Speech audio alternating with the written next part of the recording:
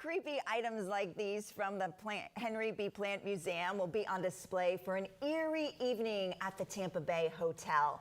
And we have a few of them in the studio today. Melissa Sullebarger is here from the museum. So welcome to the show. Great to have you here. Thank you so much, Janelle. Always great to come here. Yes, so you are doing 6 eerie nights there at the hotel, We right? are. Yep, it's going to kick off this Friday, and then it'll be Saturday and Sunday, and then we're going to do it again the last 3 days of the month, so 29th, 30th, and Halloween itself. Okay, so what happens during these eerie nights? Well, if you are going to come to the event, it's a little bit more of an interactive experience than it usually is in the museum. There's a sort of a mystery, a puzzle to solve as you explore.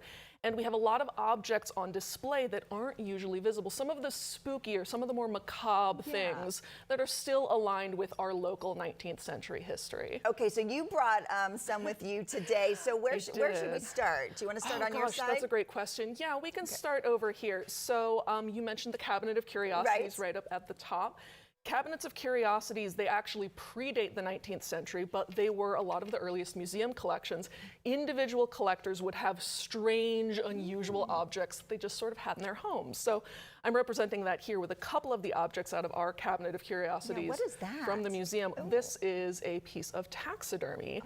Both of these are actually on loan from Dysfunctional Grace in Ybor City. We bring out objects from our own collection, but we also have a lot of local lenders who contribute to this event. Okay, and then what do we have here? This looks So scary. moving towards the middle here, one of the major things that's super popular with people in the late 19th and early 20th century is a movement called spiritualism. And that word means a lot of different things to different people, but for the most part in this time period, it means believing that you can talk to ghosts, that you can see ghosts, find ghosts, interact with ghosts. So what I have here is a photo album that includes some period ghost photography.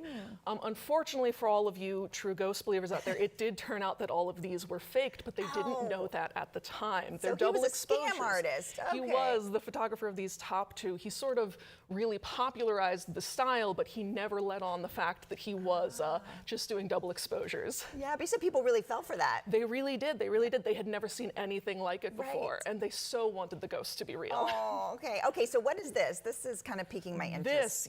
So one of the things that's a little bit maybe gross to us from modern perspective, but very common in the Victorian and the early 20th century is hair collecting and hair art. Hair art. Hair art, yeah. It doesn't always have to be aligned with mourning, but in this case we have a mourning wreath that has been made out of real human hair after someone passed away. Presumably most of it is their hair, but there's a few different colors here, so I don't entirely Do you add know. to it as like more family members That's pass on? entirely possible. We also have a little bit of hair art in one of the pieces of mourning jewelry here, that one with the brown braided band. Oh, can I touch it?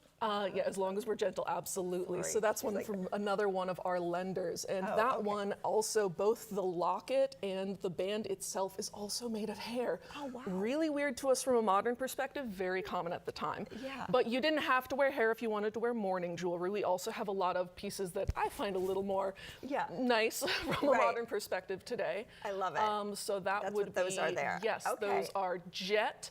For the most part. There's a couple of cameos there. Nice. Cameos might have been a literal depiction of the deceased person, but they could also be a little bit more representative. Okay, and so tell me again, when this is happening, how can we get tickets?